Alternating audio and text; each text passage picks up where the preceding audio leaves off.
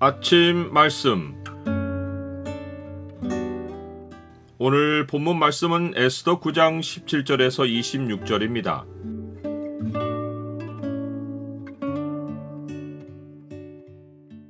주가 구원하신 백성은 운명에 매이지 않는다. 오늘 본문을 명령의 창으로 보면 하나님 백성의 기쁨에 동반되어야 하는 것이 무엇인지가 보입니다. 명령의 창을 보여주는 구절은 9장 22절입니다.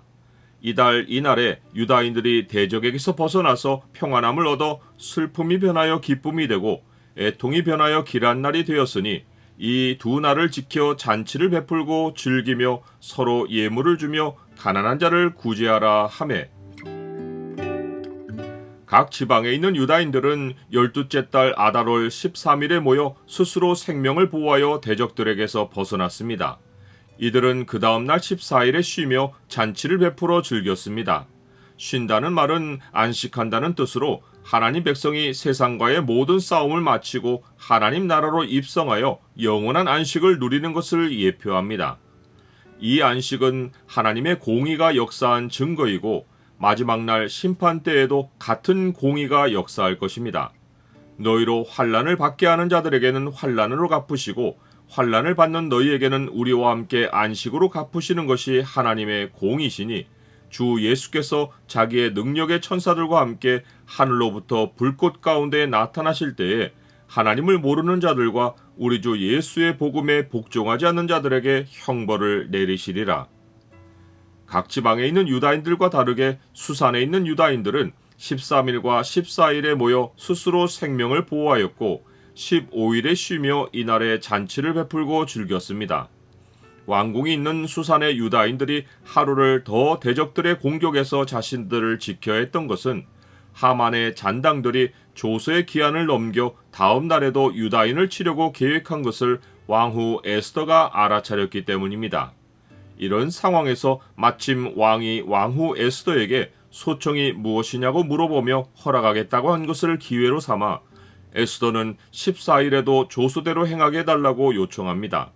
왕이 먼저 에스더에게 소청을 물어보고 허락까지 보장하는 상황이 아니고 왕후가 왕을 다시 찾아가서 요구해야 하는 상황이 되었다면 에스더는 죽음을 건 시도를 또다시 해야 했을 것입니다. 그러나 하나님이 한번 자기 백성의 믿음의 결단과 기도를 받고 시작하신 일은 어떤 경우에도 사람의 힘겨운 노력에 맡기시는 일이 없고 전적인 은혜로 일을 진행하여 이루십니다. 그 결과 유다인은 승리를 얻었고 각 지방의 유다인은 아달월 14일을, 수산성의 유다인은 아달월 15일을 명절로 삼아 잔치를 베풀고 즐기며 서로 예물을 주었습니다. 모르드게는 각 지방에 있는 모든 유다인에게 이 사건을 기록한 글을 보내어 각각 다르게 명절을 지킬 것이 아니라 한 규례를 세워 해마다 아달월 14일과 15일을 지키라고 하며 이 두 날을 지켜야 할 이유와 어떻게 지킬 것인지의 규례도 알려줍니다.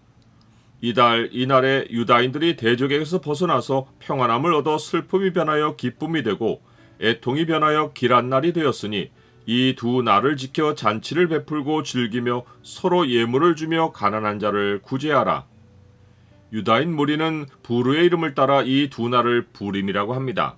그들은 모르드게가 기록하여 보낸 글의 모든 말과 자기들 스스로 직접 보고 당한 것으로 말미암아 뜻을 정하고 자기들과 자손과 자기들과 화합한 이방인들이 대대로 이 두 날을 함께 지켜 패하지 않기로 작정합니다. 부림이란 말은 제비란 뜻으로 히브리어가 아니라 하만과 그의 무리가 유다인을 멸하려고 제비를 뽑아 날을 얻은 것에서 유래합니다. 유다인들은 하만이 유다인을 멸하려고 운명처럼 정해놓은 날이 하만과 그 무리를 멸하게 된 날이 된 것을 기념하여 이 두 날을 부림으로 불렀습니다. 그래서 부림이란 말에는 세상이 정해놓은 운명을 거부하는 도전적 의미가 담겨 있습니다. 한때의 슬픔과 애통은 극복되지 못할 것처럼 보였고 세상 돌아가는 정세로 봐서는 그러한 상황을 운명으로 받아들일 수밖에 없는 듯이 보였습니다. 하지만 주의 백성은 세상이 정해놓은 운명에 매이지 않습니다.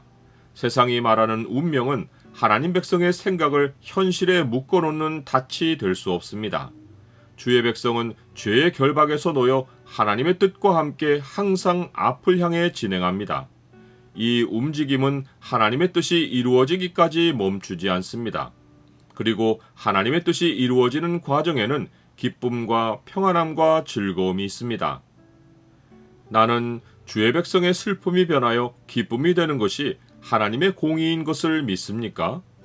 주의 백성은 세상이 정해놓은 운명을 떨쳐버리고 주 안에서 영원한 생명을 얻었기에 그들에게서는 자연스럽게 나눔과 관용이 흘러나옵니다. 하나님 백성은 나를 구원하신 하나님이 그리스도 예수의 날까지 나를 더욱더 즐겁고 풍성한 삶으로 인도하실 것을 확신하며 서로 기뻐하고 서로 나누며 형편이 어려운 형제를 구제해야 합니다. 이것이 하나님 백성이 기념하고 지키는 부림의 삶입니다.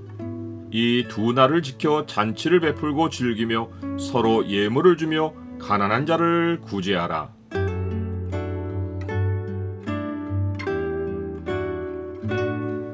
주님, 세상은 운명을 알아내려고 점을 치고 그 운명에 스스로 매여 빠져나오지 못합니다.